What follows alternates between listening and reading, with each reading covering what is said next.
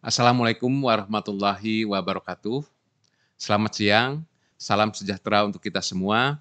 Shalom, Om Swastiastu, Namo Buddhaya, salam kebajikan, salam sehat. Saudara-saudara sekalian, pada hari ini 15 Februari 2021, BPS Provinsi Maluku kembali menyelenggarakan rilis berita resmi statistik untuk profil kemiskinan dan tingkat ketimpangan pengeluaran penduduk Provinsi Maluku kondisi September 2020. Dalam kesempatan ini, kami akan menyampaikan profil kemiskinan serta tingkat ketimpangan pengeluaran penduduk Provinsi Maluku.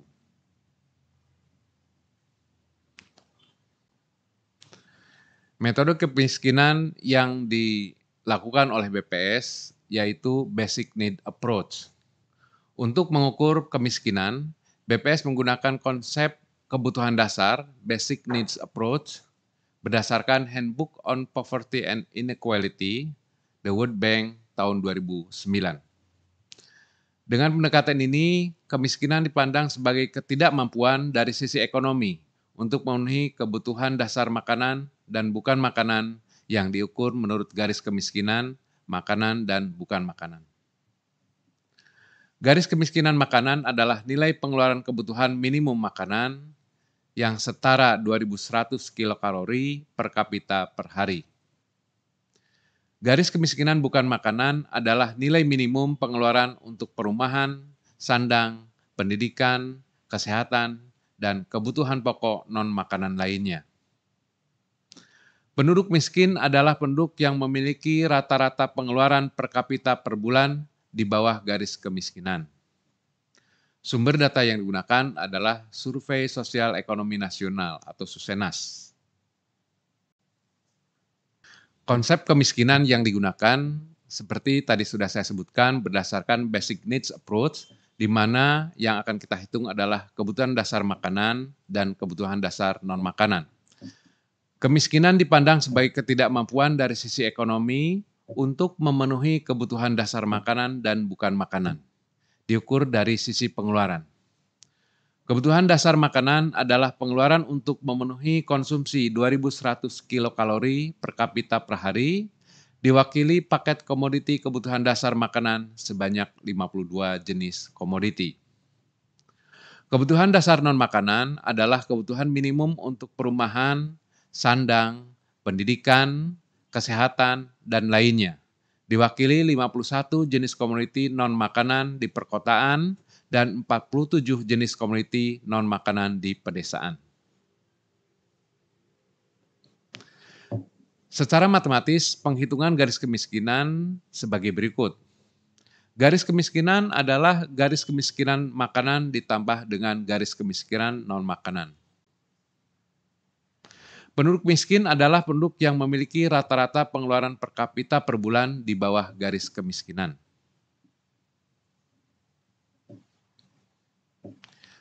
Indikator kemiskinan yang diperoleh, ada 3 indikator yang dihasilkan dari kemiskinan ini. Yang pertama, P0. P0 adalah Head Count Index atau P0 adalah persentase penduduk miskin terhadap total penduduk. P1, Poverty Gap Index atau P1, indeks kedalaman kemiskinan, yaitu ukuran rata-rata kesenjangan pengeluaran masing-masing penduduk miskin terhadap garis kemiskinan. Semakin tinggi nilai indeks, semakin jauh rata-rata pengeluaran dari garis kemiskinan. P2, Poverty Severity atau P2 atau indeks keparahan kemiskinan. Semakin tinggi nilai indeks, semakin tinggi ketimpangan pengeluaran di antara penduduk miskin.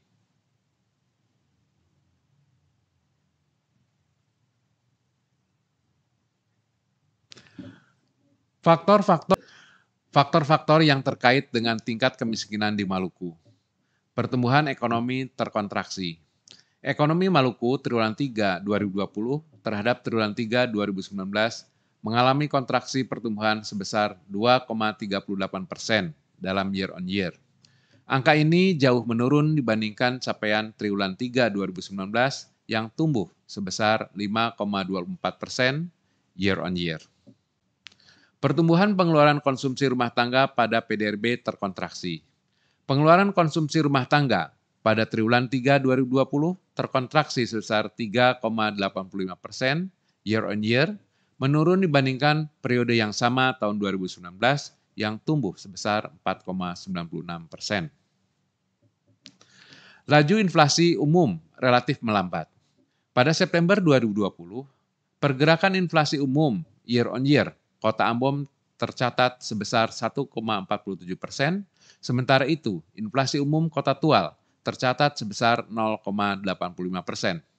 Melambat dibandingkan pada periode yang sebelumnya, September 2019, year on year, inflasi umum Kota Ambon tercatat sebesar 2,97% dan inflasi Kota Tual tercatat sebesar 2,65%. Laju inflasi umum relatif melambat.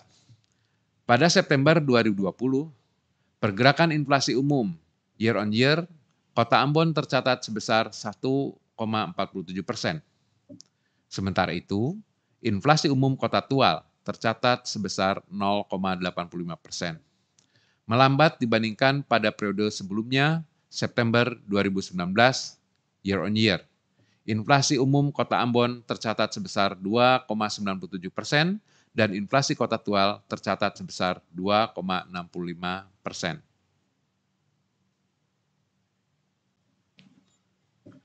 Tingkat pengangguran terbuka TPT naik. Berdasarkan Sakernas Agustus 2020, tingkat pengangguran terbuka atau TPT sebesar 7,57%. Terjadi kenaikan sebesar 0,88% poin dibandingkan Agustus 2019 yang sebesar 6,69%. Sebanyak 196.508 penduduk usia kerja sebesar 15,24% terdampak COVID-19 pada Agustus 2020. Dengan rincian, 7.768 penduduk menjadi pengangguran. 2.151 penduduk menjadi bukan angkatan kerja. 14.150 penduduk sementara tidak bekerja, serta 172.439 penduduk bekerja dengan pengurangan jam kerja atau shorter hours. Bantuan sosial pusat dan daerah berjalan dengan baik. Bantuan sosial pemerintah, baik pemerintah pusat maupun daerah, sangat membantu penduduk pada masa pandemi, terutama penduduk pada lapisan bawah. Perkembangan persentase penduduk miskin P0 Provinsi Maluku Maret 2016 hingga September 2020. Persentase penduduk miskin pada September 2020 sebesar 17,99%, meningkat 0,55% poin dibandingkan Maret 2020 yang sebesar 17,44%. Dan meningkat 0,34% poin dibandingkan September 2019 sebesar 17,69%.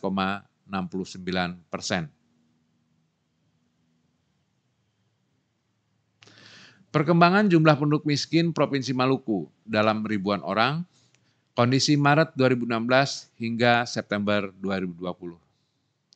Jumlah penduduk miskin pada September 2020 sebesar 322,40 ribu orang, meningkat 4,2 ribu orang dibandingkan Maret 2020, yaitu sebesar 318,18 ribu orang. Persentase penduduk miskin menurut perkotaan pedesaan dalam persen, kondisi Maret 2019 hingga September 2020.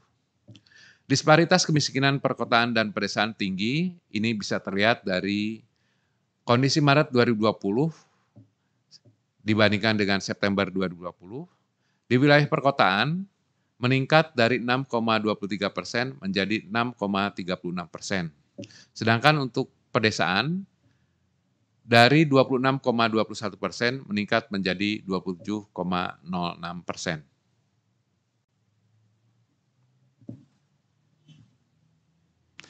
Komposisi garis kemiskinan September 2020, selama Maret 2020 hingga September 2020, Komposisi garis kemiskinan kondisi September 2020. Untuk garis kemiskinan makanan sebesar 74,90%, sedangkan untuk garis kemiskinan non-makanan 25,10%. Selama Maret 2020 hingga September 2020, garis kemiskinan naik sebesar 3,33%,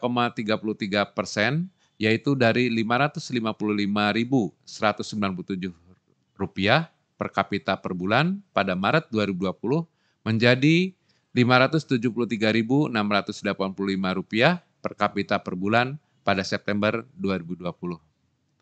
Peranan komoditi makanan terhadap garis kemiskinan jauh lebih besar dibandingkan peranan komoditi bukan makanan. Pada September 2020, komoditi makanan menyumbang sebesar 74,90% pada garis kemiskinan. 10 komoditi makanan yang memberi sumbangan besar terhadap garis kemiskinan September 2020 dalam persen.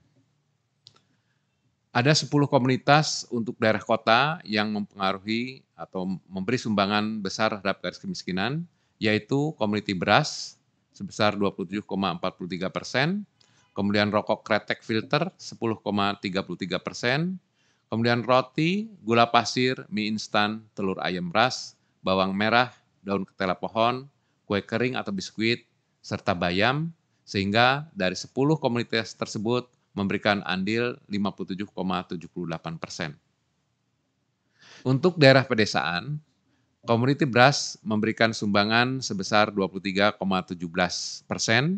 kemudian rokok kretek filter sebesar 10,05% dan diikuti oleh komoditas roti, gula pasir, ketela pohon atau singkong, bawang merah, tongkol, tuna atau cakalang, telur ayam ras, mie instan, daun ketela pohon yang secara total memberikan sumbangan sebesar 58,84%. 10 komoditi non-makanan yang memberi sumbangan besar terhadap garis kemiskinan kondisi September 2020 dalam persen. Komoditi perumahan memberikan sumbangan sebesar 10,67%,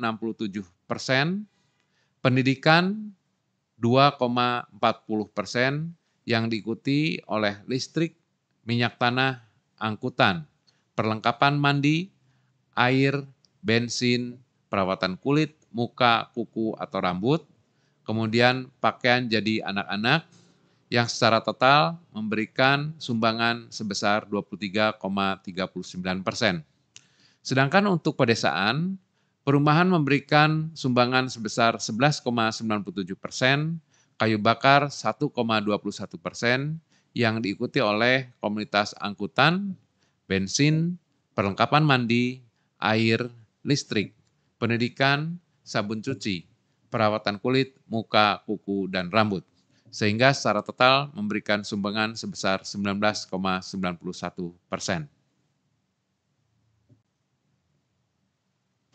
Perkembangan indeks kedalaman kemiskinan atau P1 dan indeks keparahan kemiskinan P2 di Provinsi Maluku kondisi Maret 2016 hingga September 2020. Periode Maret 2020 hingga September 2020, P1 dan P2 mengalami peningkatan. Peningkatan ini mengindikasikan bahwa rata-rata pengeluaran penduduk miskin cenderung menjauhi garis kemiskinan. Ketimpangan pengeluaran antar penduduk miskin juga semakin besar. Indeks kedalaman kemiskinan P1 dan indeks keparahan kemiskinan P2 di Maluku menurut daerah Maret 2016 hingga September 2020. Nilai indeks kedalaman kemiskinan P1 dan indeks keparahan kemiskinan P2 di daerah perdesaan lebih tinggi daripada perkotaan. Pada September 2020, nilai indeks kedalaman kemiskinan atau P1 untuk perkotaan hanya 0,94, sementara di daerah pedesaan mencapai 5,95. Nilai indeks keparahan kemiskinan P2 untuk perkotaan sebesar 0,21, sementara di daerah pedesaan mencapai 1,93. Penduduk miskin di pedesaan akan lebih sulit untuk keluar dari kemiskinan karena jarak antara rata-rata pengeluaran penduduk miskin terhadap garis kemiskinan semakin besar. Hal tersebut diperparah juga dengan masih tingginya kesenjangan di antara penduduk miskin itu sendiri yang tercermin dari nilai P2. Berikut saya sampaikan rilis berita resmi statistik untuk tingkat ketimpangan pengeluaran penduduk Provinsi Maluku. Untuk mengukur ketimpangan, kesenjangan pengeluaran penduduk, BPS menggunakan indikator Gini rasio dan distribusi pengeluaran menurut World Bank. Koefisien Gini didasarkan pada kurva Lorenz, yaitu sebuah kurva pengeluaran kumulatif yang membandingkan distribusi dari nilai pengeluaran konsumsi dengan distribusi uniform atau seragam yang mewakili persentase kumulatif penduduk. Secara matematis, rumus Gini rasio adalah sebagai berikut. Gini rasio kondisi September 2020 sebesar 0,326, naik sebesar 0,008 poin dibandingkan Gini rasio kondisi Maret 2020, yaitu sebesar 0,318, dan naik sebesar 0,006 poin dibandingkan dengan Gini rasio kondisi September 2019, yaitu sebesar 0,320. Tingkat ketimpangan pengeluaran penduduk Indonesia dan Maluku kondisi September 2020. Pada September 2020, Gini rasio Indonesia tercatat sebesar 0,385, naik sebesar 0,004 poin jika dibandingkan dengan Gini rasio Maret 2020 yang sebesar 0,381. Gini rasio Maluku September 2020 tercatat sebesar 0,326, naik sebesar 0,008 poin jika dibandingkan dengan Gini rasio Maret 2020 yang sebesar 0,318. Kategori Gini rasio. Nilai Gini rasio berkisar antar 0 dan 1. Jika Gini rasio kurang dari 0,3 disebut ketimpangan rendah. Apabila Gini rasio berada di antara 0,3 hingga 0,5 disebut sebagai ketimpangan sedang, serta Gini rasio di atas 0,5 disebut ketimpangan tinggi. Gini rasio Maluku sebesar 0,326.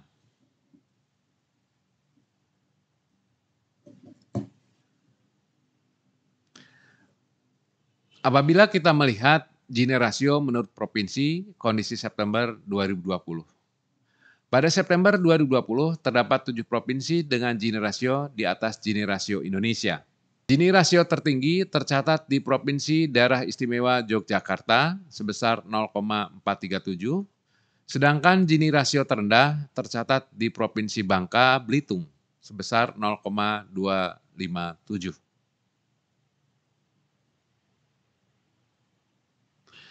Tingkat kemerataan Bank Dunia. Ketimpangan distribusi pendapatan diukur dengan melihat besarnya kontribusi pengeluaran 40% penduduk terbawah. Pengeluaran kelompok 40% terendah kurang dari 12% dari pengeluaran total disebut ketimpangan tinggi. Kemudian pengeluaran kelompok 40% terendah antara 12% hingga 17% dari pengeluaran total disebut ketimpangan sedang. Berikutnya untuk pengeluaran kelompok 40% terendah di atas 17% dari pengeluaran total disebut dengan ketimpangan rendah. Distribusi pengeluaran penduduk di Maluku kondisi September 2019 hingga September 2020. Persentase pengeluaran pada kelompok 40% terbawah pada September 2020 sebesar 20,63%, menurun 0,26 persen poin dibanding Maret 2020 yang sebesar 20,89%. Pada September 2020, persentase pengeluaran pada kelompok 40% terbawah di Maluku adalah sebesar 20,63%, yang berarti tingkat ketimpangan penduduk Maluku berada pada kategori ketimpangan rendah.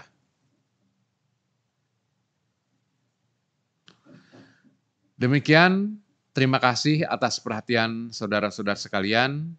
Semoga rilis berita resmi statistik ini memberikan manfaat untuk kita semua. Saya akhiri, wassalamualaikum warahmatullahi wabarakatuh.